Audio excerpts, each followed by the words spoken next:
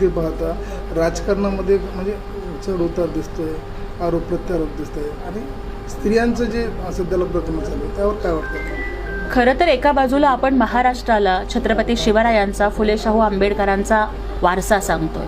आपण या महाराष्ट्राला जिजाऊ, सावित्री, रमाई, अहिल्यादेवींचा वारसा सांगतोय. परंतु अलीकडच्या काळामधली जी प्रकरणं बाहेर येत आहेत त्यातही विशेष करून महिला अत्याचारांच्या बातम्या ह्या मनाला अत्यंत व्यथित करणाऱ्या आहेत.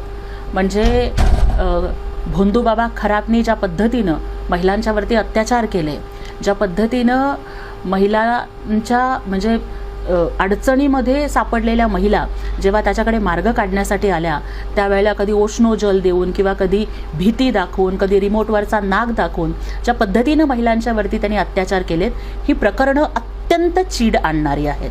त्यामुळे महिला सुरक्षित राहिला पाहिजेत, महिलांचा सन्मान राहिला पाहिजे. कारण छत्रपती शिवरायांनी सांगितलं होतं की महिलांचा सन्मान हाच स्वराज्याचा सन्मान. त्यामुळे एक राज्यसभा खासदार आणि त्यातही एक महिला खासदार म्हणून काम करत असताना माझी संपूर्णतः प्रायोरिटी ही महिलांचे प्रश्न कसे सोडवले जातील किंवा या संदर्भामधला जो शक्ती कायदा अजून पेंडिंग राहिलेला आहे तो कसा लवकरात लवकर पारित करून घेता येईल, जे कायदे आहेत त्याची कशी प्रभावी अंमलबजावणी करता येईल, या पद्धतीनं महिला सुरक्षित राहाव्यात आणि सक्षम व्हाव्यात, याकरिता मी दररोज नव्हे तर माझा प्रत्येक क्षण हा त्यासाठी मी असेल. सुषमाताई नवीन खुलासे करत आहेत, खरात प्रकरणामध्ये असेल चाकणकरांवर खूप खुलासे करतात, त्यावर काय? हे बघा, मला या ठिकाणी एक वाटतं की ज्या वेळेला अत्याचाराची प्रकरणं होत आहेत त्यावेळेला त्या नराधमांना शिक्षा झालीच पाहिजे. मला या ठिकाणी संत तुकारामांचं एक वचन आठवतं की तुका म्हणे ऐशा नरा मोजोनी माराव्या पैजारा. म्हणजे अशा भोंदूबाबांचा समाचार हा घेतला गेलाच पाहिजे, अशा अत्याचारांना शिक्षा ही झालीच पाहिजे. आणि महाराष्ट्र शासनानं, पोलीस दलानं लगेचच त्यांच्यावरती गुन्हे दाखल केले आणि त्याला गजाआड केलं. आणि आपण बघितलं की नाशिक जिल्हा कायद्याचा बालेकिल्ला म्हणत त्या अशोक खरातचे काय हाल झालेले होते हे पण आपण बघितलं. परंतु केवळ चर्चेत राहण्यासाठी किंवा केवळ कुठलंही प्रकरण असेल तर त्याचा फोकस स्वतःकडे वळवण्यासाठी कुणीही अशा पद्धतीनं अशा घटनांचं राजकारण करू नये. आपल्या माध्यमातून मला आणखीन एक आवाहन करायचं आहे की अनेक लोक ज्या क्लिप्स बाहेर आलेल्या आहेत त्या समाज माध्यमांवरती फॉरवर्ड करतायत. ज्या महिला या निर्भयपणानं पुढे आलेल्या आहेत तक्रार करण्यासाठी, त्यांची ओळख कुठेही जाहीर होऊ नये. अशा पद्धतीच्या क्लिप्स फॉरवर्ड करून त्या महिलांचा सन्मान आपण धोक्यात आणू नये अशी मला सगळ्यांना विनंती करायची आहे. असं वाटतं की राजकारणाचं जे स्तर आहे ते खालावलेलं आहे, कारण एकमेकांच्या व्हिडिओ क्लिप काढून एकमेकांवर आरोप केले जात आहे. मला हेच वाटतं की राजकारण म्हणजे नळावरची भांडणं नाही आहेत. राजकारण म्हणजे संगीत मानापमानाचं नाट्य नाही आहे. राजकारण म्हणजे एकमेकांचं वस्त्रहरण नाही आहे. राजकारणामध्ये लोकांच्या प्रश्नांची चर्चा झाली पाहिजे. राजकारणामध्ये जनतेचं जीवन हे कसं सुखी झालं पाहिजे याच्यावरती चर्चा झाली पाहिजे. राजकारणामध्ये टीका झालीच तर ती मुद्द्यांवर झाली पाहिजे, कामांवर झाली पाहिजे. परंतु अलीकडच्या काळात मात्र कोण कोणाच्या बेडरूममध्ये काय करतो, कोण कोणाच्या वैयक्तिक आयुष्यात काय करतो, अशाच गोष्टींच्या वरती त्या माणसाचं कॅरेक्टर असॅसिनेशन कसं करेल जाईल याच्यावरती जास्त फोकस आहे. त्यामुळे मला खरं तर विनंती करायची आहे सगळ्यांना की बघा, अशाच पद्धतीचं जर वातावरण राहिलं तर महिला असतील, सर्वसामान्य असतील, यांना राजकारणाची भीती वाटू लागेल. त्यामुळे आता कुठंतरी थोडं थांबूयात. महाराष्ट्राच्या राजकारणाची जी संस्कृती आहे की अगदी दिवसभर विधिमंडळाच्या मध्ये एकमेकांवर टीका व्हायची, पण संध्याकाळी सगळे मांडीला मांडी लावून बसायचे आणि एकमेकांशी दिलखुलासपणाने गप्पा व्हायच्या, ती महाराष्ट्राची संस्कृती पुन्हा परत आणूयात.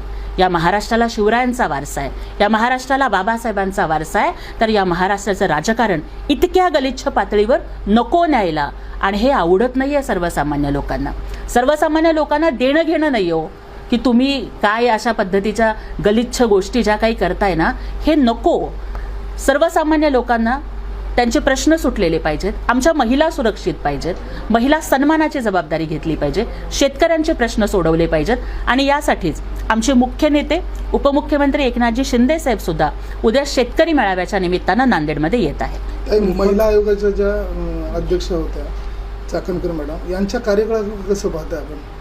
खरं तर मला या ठिकाणी एकच वाटतं की कुठलंही पद हे जेव्हा आपल्याला मिळतं तेव्हा त्या पदाचा वापर हा सर्वसामान्य जनतेसाठी आणि महिलांच्यासाठी झाला पाहिजे. म्हणजे ज्या पद्धतीनं आपण बघितलं की त्यांच्या बाबतीतच्या ज्या अनेक गोष्टी झाल्या, हे सगळं घडलं, तर हे व्हायला नको होतं. परंतु त्याच वेळेला मला असं वाटतं की टीका करत असताना सुद्धा म्हणजे अलीकडच्या ज्या काही आपण ह्या गोष्टी बघतोय, म्हणजे आपण महिलांच्यावरती टीका करत असताना सुद्धा दुसऱ्या महिलेवरती काय बोलतोय याचं भानच काही जणांना राहत नाहीये. ते कुठंतरी संयम ठेवावा असं मला वाटतं. रुपाली चाकणकर यांनी राजीनामा दिला दोन्ही पदाचा, त्यावर रुपालीताई चाकणकर यांनी मला वाटतं की काही काळापूर्वीच महिला आयोगाचा तर राजीनामा दिलेलाच होता आणि आता प्रदेशाध्यक्षपदाचा दिला असं आपल्या माध्यमातून मला कळत आहे. तर मी स्वागत करते त्यांच्या ह्या निर्णयाचं आणि मी विनंती करेन सगळ्याच महिलांना की कमीत कमी आता तरी म्हणजे कुठंतरी आपले स्कोअर सेटल करण्यासाठी या अत्याचार प्रकरणाचा वापर करू नका. कुणीतरी कुणावरती उठतं, कुणीतरी कुणावरती टीका करतं आणि कुणाचा तरी राजकीय बळी घेण्यासाठी असे प्रकार होता कामा नयेत. तर उलट ज्या पीडित महिला आहेत, जे व्हिडिओ क्लिप्स नाही, मला थोडासा माझा मुद्दा पूर्ण करू द्या, की ज्या पीडित महिला आहेत, की ज्या खरातनी त्या महिलांच्यावरती अत्याचार केलेले आहेत, ज्या महिलांनी धाडस करून जे समाज काय म्हणेल, कुटुंब काय म्हणेल याला न घाबरता ज्या महिला पुढे येऊन लढतायत या प्रकरणाच्या विरोधामध्ये, आपण त्यांना मनोधैर्य देण्यासाठी या सगळ्या महिला नेत्यांनी पुढे यावं. म्हणजे माझी विनंती आहे, त्या सगळ्या महिला नेत्या रोज प्रेस कॉन्फरन्सेस घेत आहेत, रोज काही ना काहीतरी बोलत आहेत, मला त्यांना विनंती करायची आहे की ज्या पीडित महिला आहेत त्यांच्या पाठीशी उभं राहूयात, त्यांना न्याय कसा मिळेल याच्यासाठी आपले प्रयत्न आणि आपली ताकद आपण पणाला लावूयात. हे व्हिडिओ क्लिप्स येत आहेत ते पोलीस प्रशासनाकडूनच बाहेर येत आहेत कसे बघा, ते कसे बाहेर येत आहेत किंवा काय याच्या संदर्भात आता तरी माझ्याकडे काहीच माहिती नाही आहे. परंतु ते बाहेर येणं हे अत्यंत धोक्याचं आहे. त्या फॉरवर्ड होणं हे सुद्धा अत्यंत धोक्याचं आहे. एक महिला म्हणून मला या संदर्भात ती संवेदनशीलता मला कळतीये, कारण कुठल्याही महिलेसाठी तिचा मान सन्मान, तिची अब्रू ही खूप महत्त्वाची असते. आणि जिथे अत्याचार झाल्यानंतर सुद्धा अनेक महिला पोलीस कंप्लेंट करायला पुढे येत नाहीत, ते या बदनामीला घाबरून येत नाही. मग जर एक समाज म्हणून मला आपल्या सगळ्यांच्या माध्यमातून कळकळीचं आवाहन माझ्या महाराष्ट्रातल्या सगळ्या भावा बहिणींना करायचं आहे की त्या क्लिप्स कुठून आणि कशा येत आहेत याच्या संदर्भात आम्ही प्रशासनाला विनंती करू.